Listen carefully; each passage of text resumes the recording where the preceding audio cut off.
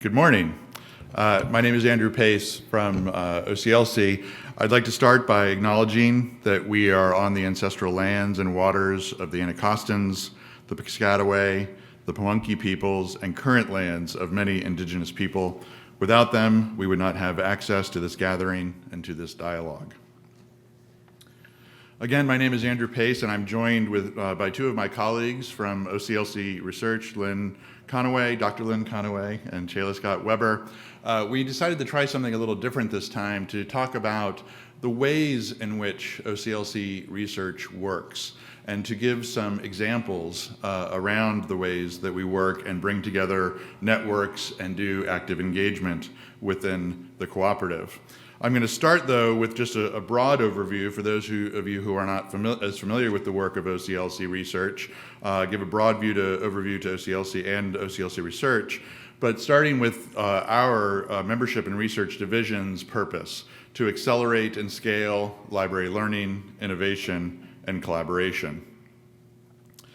The OCLC Cooperative is made up of several regions, with active and engaged global network of libraries with nearly 18,000 members across 121 countries.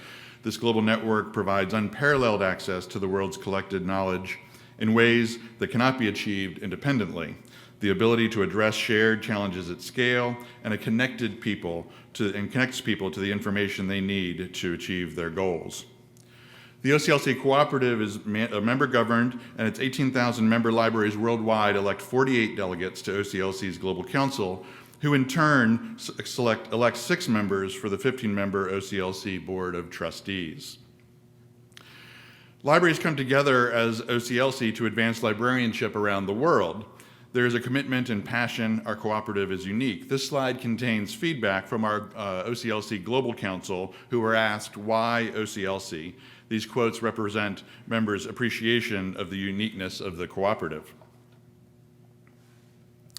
OCLC's Membership and Research Division specifically serves the OCLC Global Network member libraries beyond in several key ways. OCLC Research concentrates its efforts on research devoted exclusively to the challenges that libraries and archives face. The OCLC Research Library Partnership includes 130 research library partners who collaborate with other libraries and each other on research and related issues through OCLC Research Library Partnership working groups. And since its launch in 2003, Webjunction has helped more than 80,000 library staff build the knowledge, skills, and confidence they need to deliver transformational services to their communities. Webjunction is free and open to all libraries to use, regardless of size, type, or location. OCLC Research continues to provide insight for the field in many areas, and these are just 3 of our most recent reports that are available as free downloads from the OCLC website. The Practices and Patterns in Research Information Management, Findings from a Global Survey. This was jointly published with Eurocris, the International Organization for Research Information, and this new report examines how research institutions worldwide are applying research information management practices and increasing the role of libraries in supporting RIM activities. The University Futures Library Futures was published with Ithaca S&R. This new report identifies how changes in U.S. higher education are shaping the future of academic libraries. The report presents a new framework for understanding today's universities and explores how libraries are using services in 9 key areas to adapt to the evolving university priorities. And finally, Maple Leaves, Discovering Canada Through the Published Record. This is by Brian Lavoie. Continuation of work examining the national presence in the published record. The Canadian contribution to literature, music, film, and other forms of creative expression is rich and deep. In this report, we explore the contours of this contribution as it is manifested in the collections of libraries around the world using the power of WorldCat data. Our learning program, Webjunction, which I mentioned, builds the knowledge, skills, and confidence library staff need to keep their libraries moving forward. How do we do that? Webjunction offers a catalog of over 300 online courses and webinar recordings on new and emerging library services. We continually seek out new insights and practices that libraries can learn from and apply in their own local communities. We write about the current issues and gather practical resources for all to download and use. Webjunction also conducts multi-state, national, and international projects to spread learning and bring library innovations at scale, and I have a couple of examples of those. One is Supercharged Storytimes, which I hope you've all heard of. This is a new 3-part self-paced course now available along with lots of resources at oc.lc/supercharged. More than 2,000 people have already enrolled in this program. Webjunction created the Wikipedia and Libraries Better Together training program to help library staff leverage Wikipedia to better serve their communities. And now, with the newly awarded project grant from the Wikimedia Foundation, OCLC will work to expand this project to Mexico. OCLC will investigate the viability of an approach to a Wikipedia plus libraries training program for library staff there in support of the Wikimedia Foundation's New Readers Initiative. So that's an exciting new announcement. Also, the National Network of Libraries of Medicine, NLM, has contracted OCLC to customize Webjunction's Wikipedia and Libraries Better Together course to focus on health and medical topics are accessed, used, and maintained in Wikipedia. The live online courses will be offered this fall to libraries of all types in advance of an NLM-hosted editathon. Webjunction will adapt the curriculum and lead the training with support from the subject matters from the NLM. And also, I advise you to mark your calendars for early October for the Americas Regional Council Conference, which will be held in Phoenix, Arizona. There will be 16 breakout sessions featuring thought leaders from across the library community, thought-provoking keynotes and featured speakers. There'll be 2 pre-conference workshops for academic research in public libraries, and registration is open at the URL you see in the bottom right of the screen there. And also, I think hopefully you got the OCLC Research Update. This is a great way and a very brief overview to keep track of all the things going on within OCLC Research. Now, transitioning a bit to how we work at OCLC Research, I wanted to start and transition into that part of the conversation with my colleagues with a couple of examples. And here's one that I'll start with. This is a visualization of how some of our research reports and the models and frameworks developed in the reports tie together into an integrated view of how our work has addressed an important topic, like the evolving scholarly record.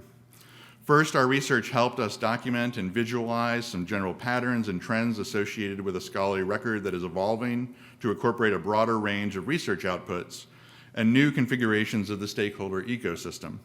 Next, we unpacked these trends in terms of their impact on a key aspect of the library mission, libraries' traditional role as stewards of the scholarly record. We explored how stewardship models were likely to evolve in the context of the scholarly record that was itself evolving in the ways we described in our first report. We then drilled down into a specific aspect of the evolving scholarly record, research data management, and developed a high-level view of the RDM service space, and then looked at how 4 different research universities developed RDM services within that space. Along the way, we produced a set of models that helped visualize and socialize our ideas and findings by circumscribing the topic of interest, enumerating key components and relationships, and providing a vocabulary for discussing the topic both inside and outside the library community. So this example illustrates the way in which we approach our work in OCLC Research. We try to understand emerging trends in the information environment, like the Evolving Scholarly Record Report. We examine how these trends impact critical aspects of the library mission, like our role in the evolving scholarly record, and we think about the implications for transforming library services, like our reports on RDM.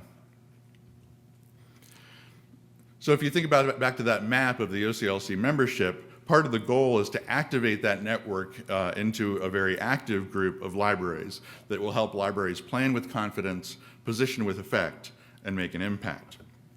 An example of this coming from our OCLC Global Council was a recent survey around open access. As this blog post makes clear, OCLC has been working in open for some time. The ability for WorldCat Discovery users to limit search results, the digital collection gateway, which allows libraries to upload OAI PMH compliant repositories to WorldCat at no charge, and the inclusion of millions of records of open access content and collections from libraries, publishers, and third parties, those OA materials representing hundreds of providers to our knowledge base. specific research that centers on research data management, research information management, which are open, and our involvement with CORE, SPARC, the IIIF, ORCID, and DataCite are just some examples. So Global Members Council got involved in this space and started a survey that was their initiative last year. They expressed an interest in exploring the impact of open access in libraries. The scope is intentionally expansive. It includes all the content that is relevant to large diversity of libraries. And this survey was conducted from November 12, 2018 through January 31st, 2019. The survey data collected got 705 respondents from 82 different countries who completed or partially completed the survey. Half were from the Americas, just over a third from EMEA, the European, Middle East, and Africa, and 15% from Asia Pacific. And nearly 3/4 of the respondents were research and university libraries. Most libraries, 91%, are currently involved in open content activities, and most of them plan to be involved in more other open content activities. And these are the kinds of questions that were asked in the survey about where they were invested and successful, what the activities and funding were, but then also where do they see a role for OCLC and OCLC research to make an impact. And you can see, this is just one chart from the survey that showed that institutional repositories was clearly the biggest trend of activities that was happening within these 14 different categories within those libraries. I'm going to give one more example, and then I'm going to get out of the way so that my colleagues can get up here as well. This is an example from the way that my team works in prototyping some of the things that come from research colleagues and from our library members. This was, in order to sort of make this repeatable, we developed this sort of 5-step approach to the way that we would do some of this prototyping work, and so I thought I'd share this little 5-step process with you. It was inspired by OCLC's former chief scientist, Tom Hickey. One of his favorite quotes was that ideas are cheap. So the question was, how do we get from an idea to a prototype and then inform production services at OCLC? So the example that I'm using is the linked data Wikibase prototype, which I hope some of you have heard about. It's been in a couple of our research updates.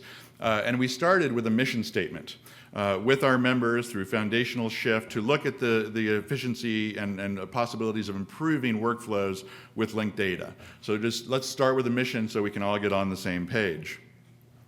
The second step was to not write a full-blown business plan as you would if you were launching a brand new product line, but to do a succinct, focused view that helps determine the real effort behind a good idea. The example we use is the lean canvas, something you can Google and find many, many examples of out there, but it's just a one-page thing that sort of makes you stop and say, should I be doing this project or not? It's really a sniff test. It's not a full-blown business plan or market rollout strategy. And the more precisely right you try to make it, the more precisely wrong you'll probably be. So it's just really to sort of make sure if I can fill in these boxes and justify the work, then it might be worth doing. Third was to put the band together. So you need a team, and I love this quote from Helen Keller because I think it determines the success and failure of many teams, that the fidelity to a worthy purpose is required in order to be successful. And we started with 2 libraries, Cornell University and the University of California at Davis, and then we put a call out to about a dozen more libraries, hoping that half of them would want to do the hard work involved in this prototype. All of them said yes. So we had a nice, robust group of folks. We also made sure that there was coordination and collaboration within OCLC. So this was work of OCLC Research, OCLC Global Technologies, and OCLC Global Product Management. So this wasn't simply just a research prototype and then throwing it over the fence and hoping that somebody picks it up and can possibly do something with it in a production environment. We wanted to make sure that these activities were coordinated inside OCLC and outside OCLC with real library partners. Step 4 was to set the team expectations. We demanded participation. There were no lurkers amongst our group. You have to expect resistance when you're doing something that might include change. We communicated frequently, we documented everything, and most importantly, we set an end date for the experimentation. This was so that we would not have a perpetual experiment that might go on and on and on for several years. So we had to set those expectations.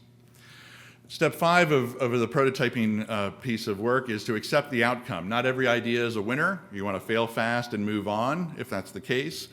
and that you should be disappointed. This was something that came from our principal engineer on the project, Bruce Washburn. You should be disappointed if you wind up with something that looks exactly like you expected to build from the start.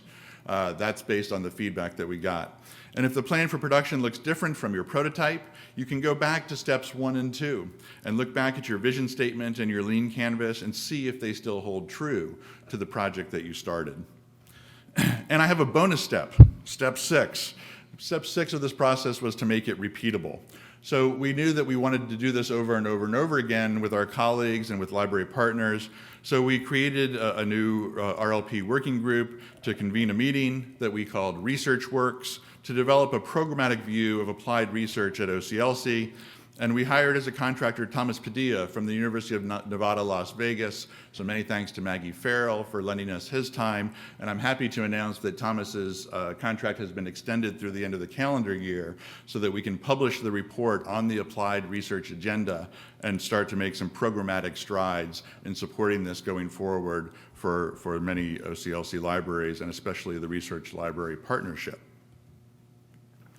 This is the group that Thomas put together to build that applied research agenda. So that report will be coming out later this calendar year. So I'm sure you'll get an update about it in your OCLC Research update. So those are my couple of examples of how we work and the kinds of work that we do in OCLC Research. And so with that, I will turn it over to Dr. Connaway.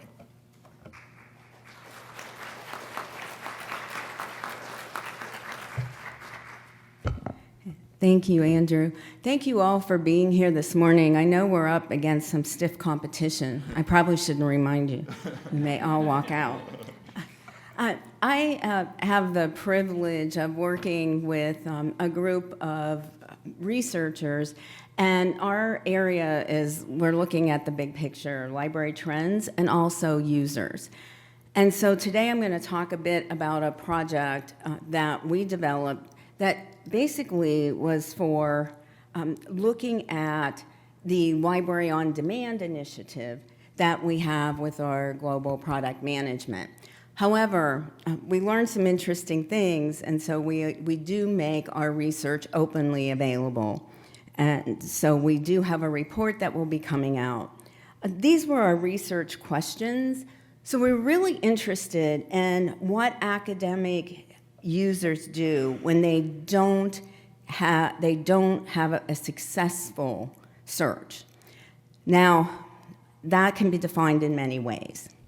And I'll talk about that a little bit. And then what differentiates those searches that lead to access, so actually getting to an item, from those that don't. And then we wanted to look at some of the demographic information. And how does access correlate with success? Now, we looked at logs. So we looked at WorldCat Discovery logs. How many of you have ever looked at logs? Yeah, great fun, huh? And so it's not that easy.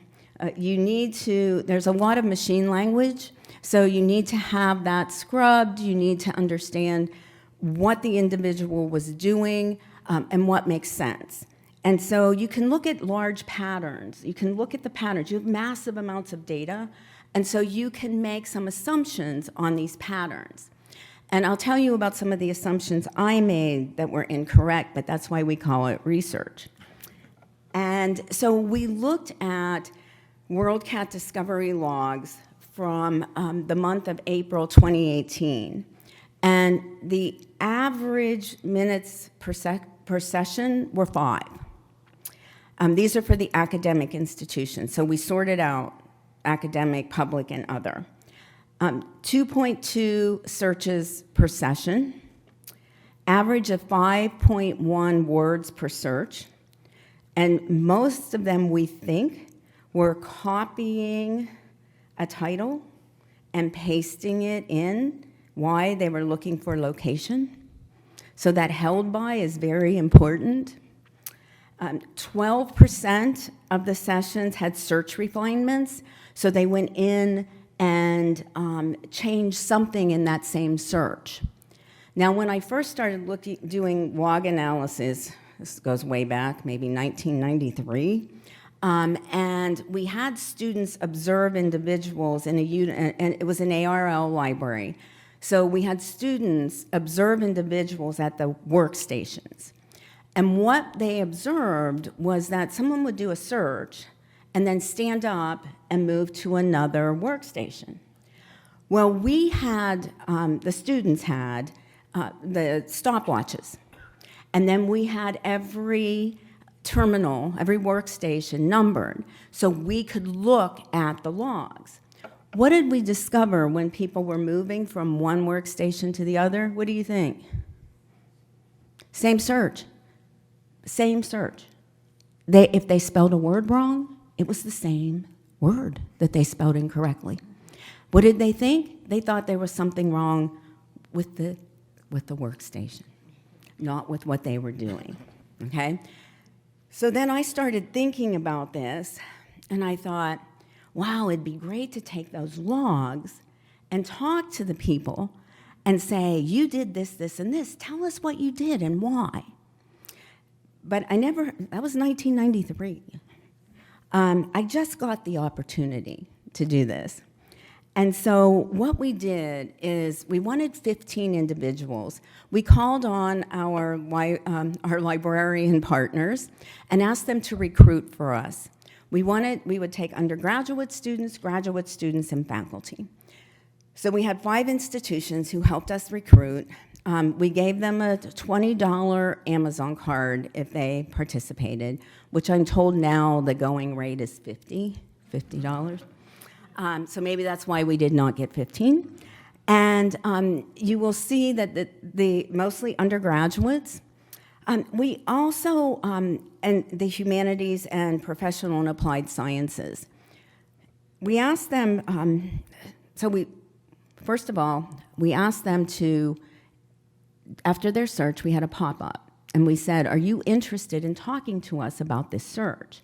If they said yes, we said, copy what's on the top of your screen, and then click this link and put that in there.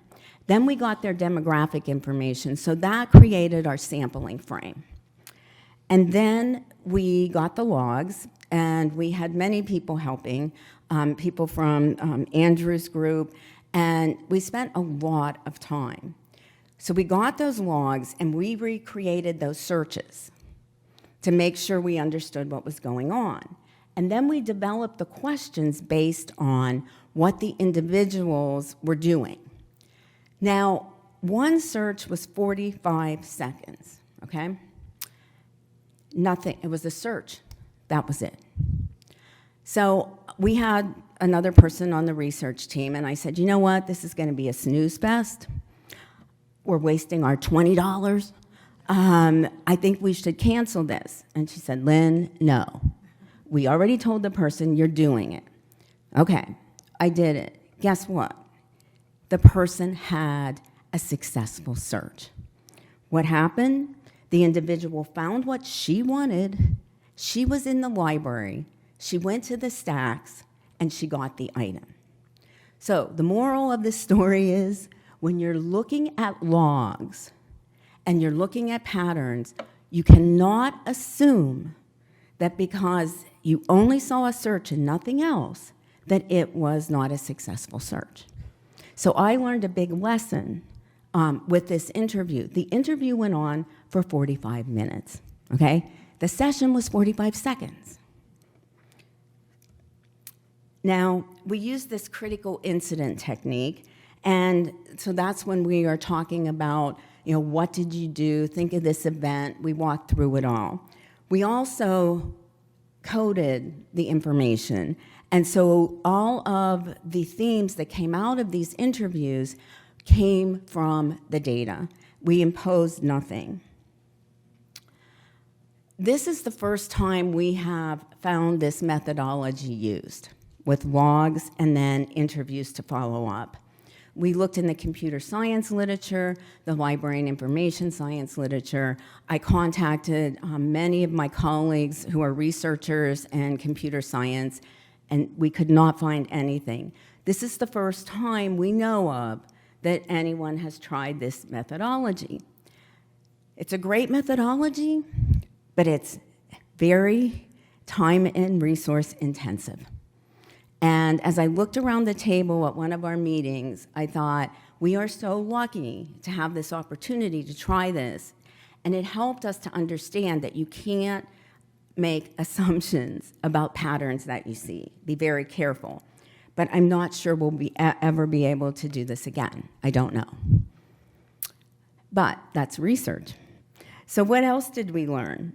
Interviewees told us they refined their searches in various ways. Identifiers, titles are the most used identifiers. They also have limiters. They also add different additional search terms. They do some topic refinement. Most of the searches are broad to narrow. Literature indicates that the more you know about a topic or a discipline, the broader you search.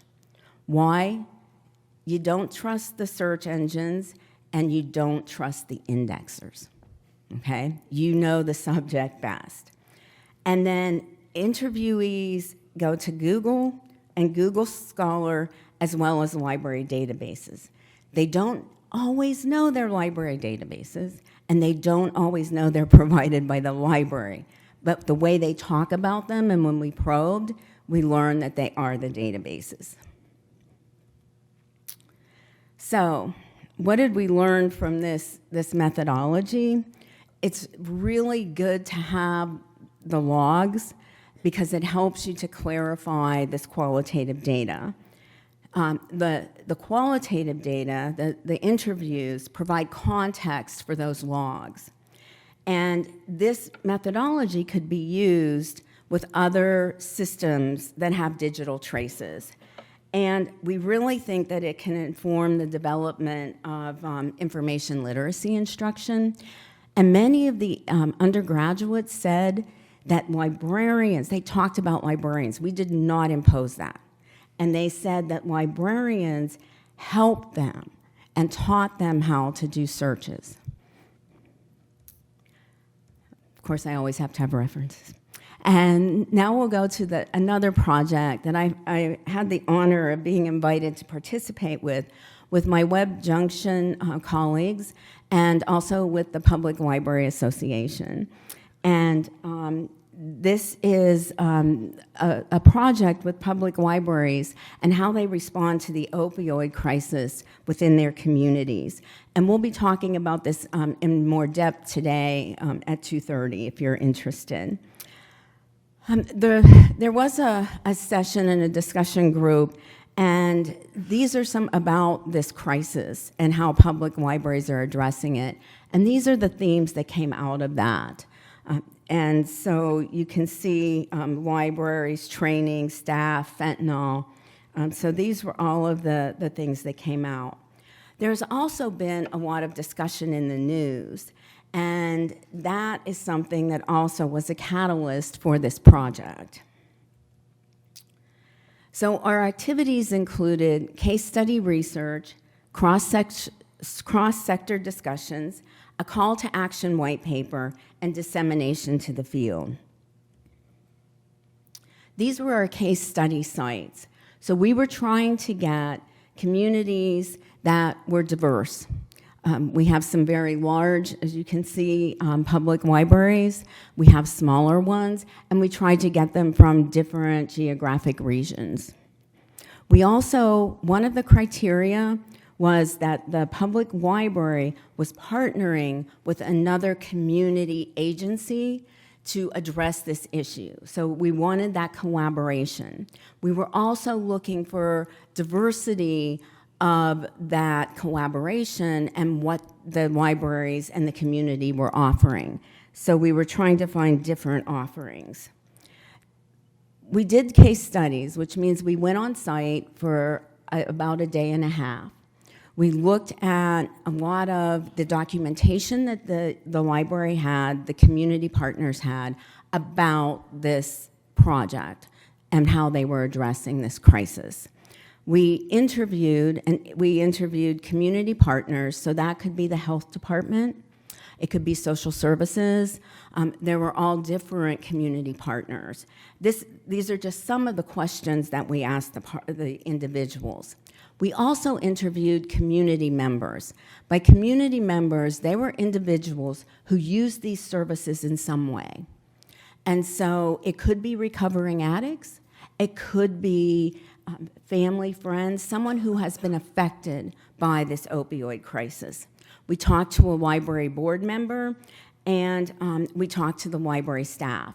So as you can imagine, the library administrator, director would often have very different views than the frontline staff. So these are the types of programs that we found that were being offered. And you can see it ranges from the naloxone, which is the Narcan, the training for staff and patrons, all the way to having peer navigators, individuals who are recovering addicts, working within the community to help individuals work their way through the system. This is the Salt Lake County Library System, and you can see that this is the display when you walk into the library. And it was interesting because they said that the children will come in and say, wow, look at that candy. And so that's telling us that we really need to educate our children as well, that this is not candy. These are pharmaceutical. This is the Denver Public Library. They provide peer navigators. They have been they've been in the forefront of this. So the peer navigators will talk to the individuals who are in the community, who are in the library. They're helping them get through the system. It can often take 2 weeks to get someone help, but these peer navigators have experience and they know who to contact and they can get help immediately. This was a quote from one of the community partners, the frontline staff. She said, so I hope that this study is just another piece of proof that this is something that we need to do. And I'm going to turn this over to my colleague, Chela. Thank you so much. And again, if you're interested in hearing more about this last project, join us today at 2:30.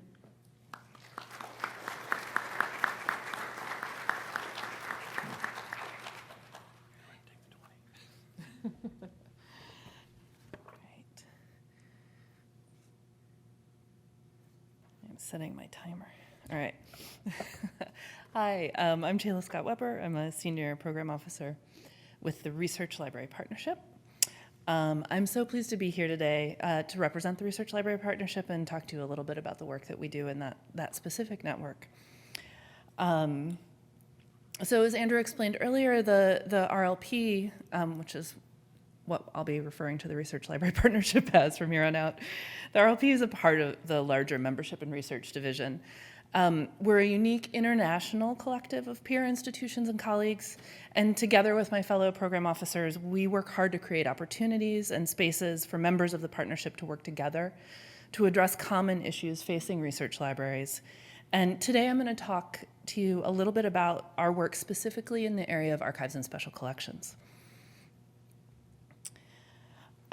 So OCLC Research has a long history of working in the area of archives, special and distinctive collections and research libraries.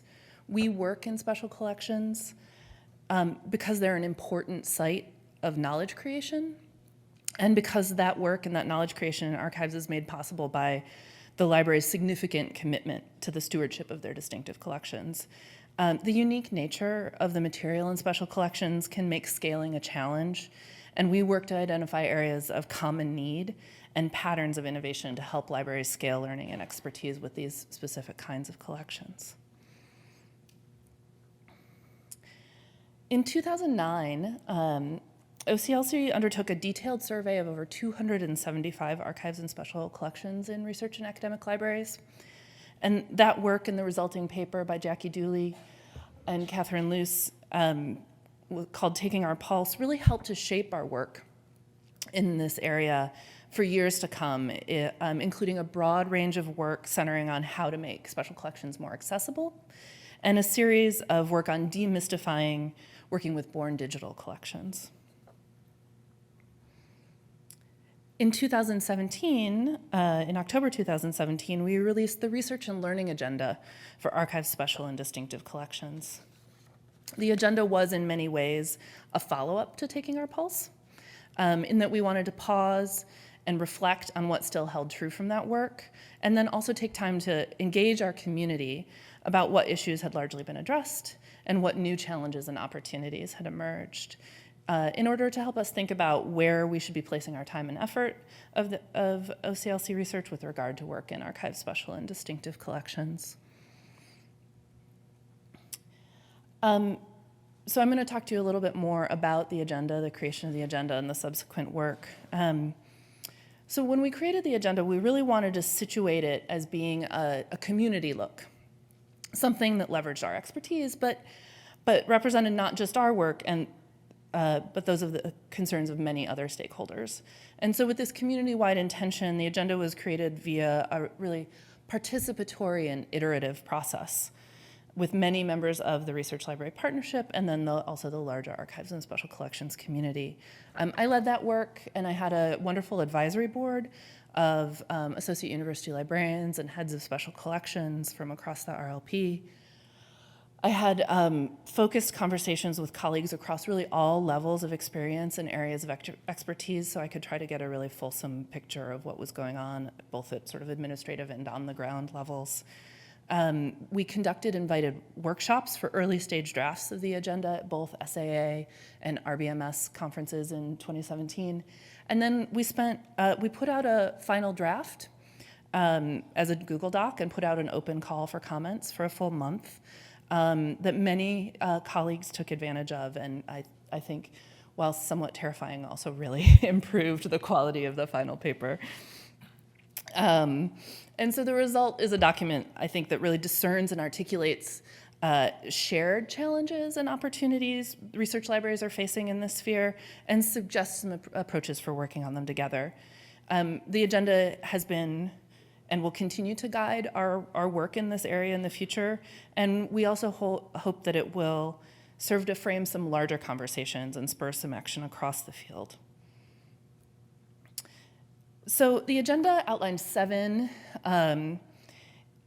major areas for investigation, a sort of convergence that's happening between special collections and the work of the larger research library, a real need for better tools for advocating for resources for archives and special collections, thinking about what next steps for Born Digital collections are now that that's not just sort of a nascent program or problem, addressing audiovisual collections, dealing with a really interesting and sophisticated and evolving systems environment in special collections, continuing to contend with our stewardship responsibilities and the issues of collection management, and then engaging in the challenge of diversifying our really not very diverse collections.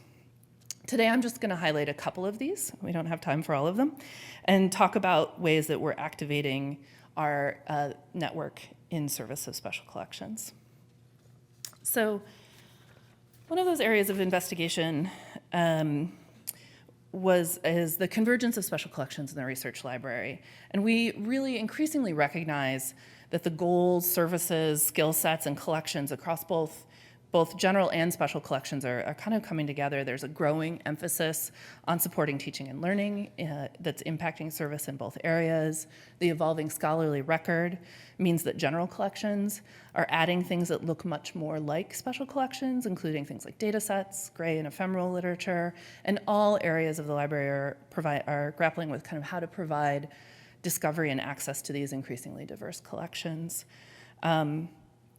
The agenda identifies areas where special collections professionals can collaborate with colleagues throughout the library, including instruction, collection development, and supporting emergent computational access needs and research methodologies. The challenge here can be that special collections have traditionally had somewhat siloed identities and organizational structures, and future work needs to push past that and focus on aligning goals for both archival units and the larger library and parent institution. So one way that we're taking action in this area and that we think is exciting is collaboration across special collections and resource sharing. So our shares, for those of you who don't know, is the resource sharing consortium for members of the Research Library Partnership. It includes 103 libraries at 75 institutions in 7 countries, including big and small academic libraries, art libraries and research centers, law and medical libraries. In September, we formed a working group within SHARES charged with establishing common protocols for sharing special collections materials, both physical and digital. The working group conducted a survey of the SHARES participants in January, asking about current practices for sharing special collections. And using that information, as well as building on past work done by OCLC Research, RBMS, and the Big Ten Academic Alliance, they'll now turn their attention to actually creating and trying out protocols that they hope will promote and kind of normalize the sharing of special collections within this trusted group of partners. We'll be sharing outcomes of this project more widely in the coming months, including an upcoming webinar in the next couple of weeks.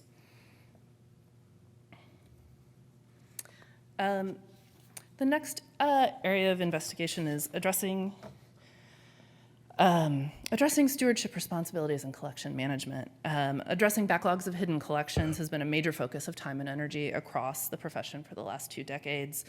The agenda recognizes that while important work and progress have been made, backlogs of and underdescribed and inaccessible collections really do continue to plague archives and special collections. It also recognizes that backlogs are not an issue just because they impede access, but because they also impede our ability to make responsible and programmatic decisions about collection management, collection development, and resource allocation broadly, and make it difficult to advocate for special collections.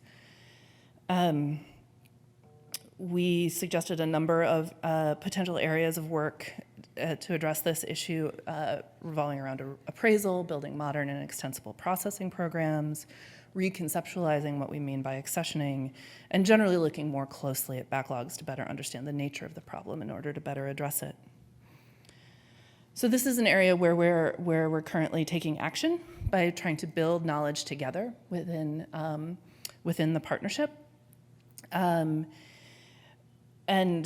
We have assembled a working group called the Collection Building and Operational Impact Working Group. The group is investigating how special collections repositories are approaching maintaining a balance between collection stewardship and collection building. These are, especially in big and research libraries, functions that have often, the right and left hands aren't talking to each other a lot.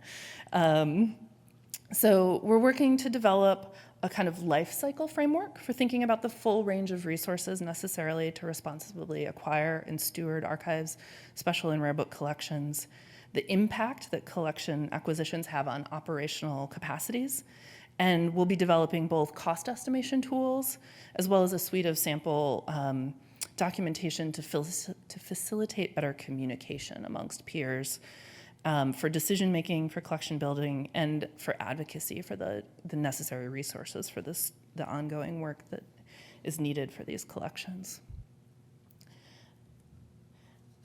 Another area of investigation is addressing AV needs.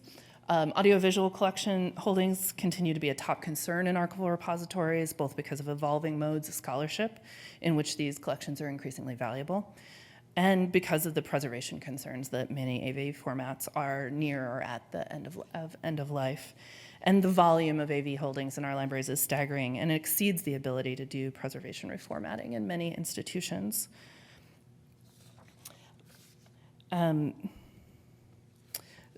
So we're working now to better understand needs in this area beyond our initial conversations during the creation of the agenda. We understand that to be a multifaceted concern, tightly tied to issues of collection stewardship, advocacy, born digital collections, and diversifying our collections. We're now in early stages of trying to better assess the state of need around AV and where OCLC Research is really best suited to make a contribution. In March, we distributed a survey to RLP membership and got feedback from 137 of our colleagues. This is just a sample of one of the questions. In April and May, we held a series of follow-up conversations to kind of further understand the responses to the survey and prioritize needs in this area. And over the next several months, we'll be continuing to kind of look at this landscape of work, talk to allied organizations to ensure that we're not duplicating work, and kind of continue to refine where we think we can best make an impact. So stay tuned for more information as this work progresses. Next steps for Born Digital was another area of investigation in the agenda, and it really indicated that this was kind of moving from an emerging area of need into a programmatic area of need, that collections and programs have grown exponentially over the last decade, and that needs in this area really reflect a growth from kind of moving from pilot to program phases. And areas of work identified include moving sort of beyond the issues of initial capture and sort of stability of